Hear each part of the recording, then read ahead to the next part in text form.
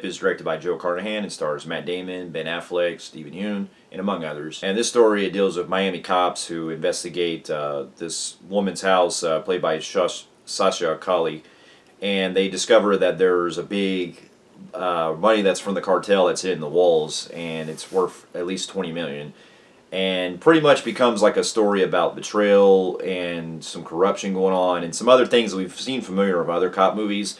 And it deals with a lot of who they can pretty much trust in order to secure this money. Now I'll leave it there because it leads into some big twists and turns that I'm not going to go into spoilers. But if you've seen from pretty much like if you've seen the trailer for it, it pretty much goes with that kind of like who can you trust type of vibe that you see with other cop movies. Now, here's some backstory. Now, this movie was directed by Joe Carnahan, who I've actually enjoyed from a lot of movies that he's done in the past, especially Smoking Aces. I also really loved The Gray. And I've seen some other... I've seen most of Narc, but I haven't completely watched the whole movie. But for the most part, I've seen with that one. That one was really good. That one also dealt with some like corruption and things like that, but in like a very gritty aspect. And so I've really enjoyed the guy's work over the years, and it's good to see that, you know, he's doing like a return to form, these type of gritty type of movies that he used to do. And I was looking forward to it, especially with the teaming of Matt Damon and Ben Affleck in this, because knowing how they've done so many movies together, it's just interesting how they really play out with like playing cops for the first time in something like this, together at least in something like this. And so it's really, and along with the stat cast you had in this as well, like Kyle Chandler, you also got Scott Adkins, Steven Yeun, who else? You also got, I mean, a bunch of others that are in there, and it's just, it's got a really stacked cast. It has a really big cast in this. And after upon seeing, I can say that this was definitely quite a surprise. I really enjoyed this movie a lot. It's not great. I mean, definitely suffers from stuff that we've seen before in a lot of other cop movies, but it still works to an event of a lot of twists and turns and things I really didn't see coming out at points. And it really builds up a lot of great suspense and is everything I wanted to see out of. And so, to get my pros out of the way, I thought the cast in this were all great. Ben Affleck and Matt Damon, what can I say? They're always great as usual. Their chemistry is really strong. And if you've seen them from Good Will Hunting and a lot of other movies, like, they always shine in their roles. And them also playing, like, the polar opposites in this, where you got Matt Damon as, like, the more kind of, like, straightforward type of cop that's trying to do things, and then while also pushing the edge. And you also got Ben Affleck, who's, like, the hard-edged type of volatile one that's really trying to push things through. And like you could definitely see like the intensity that that goes with both of them throughout the movie. And you know, the rest of the cast is also great too. It's great seeing Steven Yeun in more movies, like I've discussed in my earlier videos. You know, like he's come a long way since doing Walking Dead, and I've wanted to check out some more movies that he's also been in too. But it's great to see him in movies like Nope and other stuff that comes in where he's really come a long way.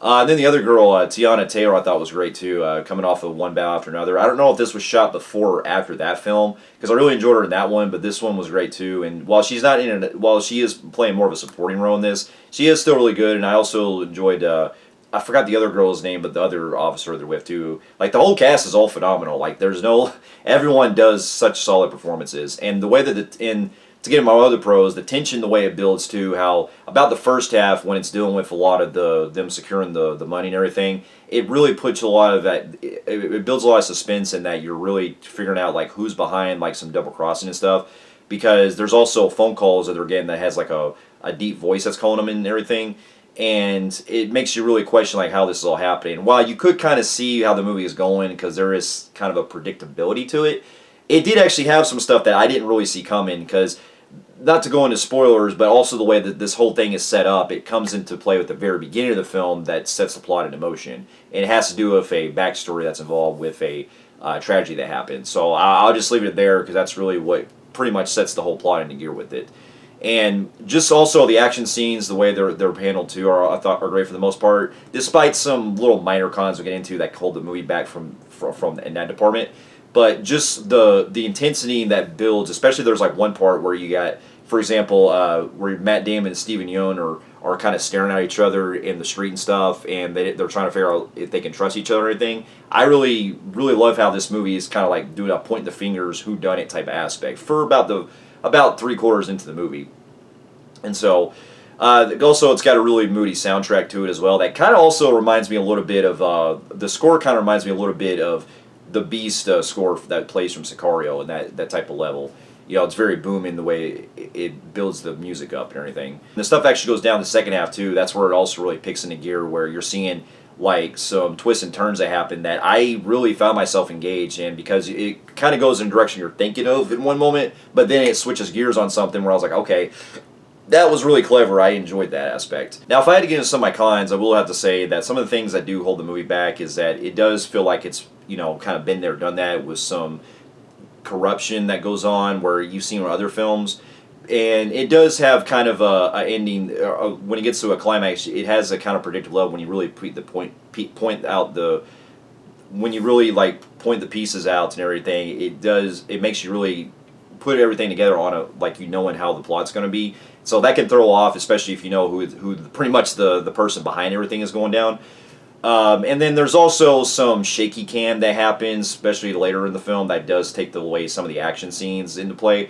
Like, there's a fight scene that happens. It's really hard to stay focused because you have to like really like pause to kind of see like who's hitting who and stuff. Because one of the things I did kind of have an issue with is that the movie does like make it to where it's a little too dark at points, to where even though the cinematography is great to look at, it's a little too dim to where you don't really know what's happening. Like when there's a shootout that's taking place, it can be intense, but it makes it to where it's hard to focus like who exactly is getting shot, and then when we have a one-on-one fight that takes place, it's a little hard to see like who's exactly hitting who. I had to like pause it a couple times because I really couldn't stay focused on it. And so there's that. And then if I had just kind of like a minor nitpick, it would have been that we could have had like maybe a bigger climax that took place toward the end, because it all kinds of falls into something that I figured was going to go down like something really major.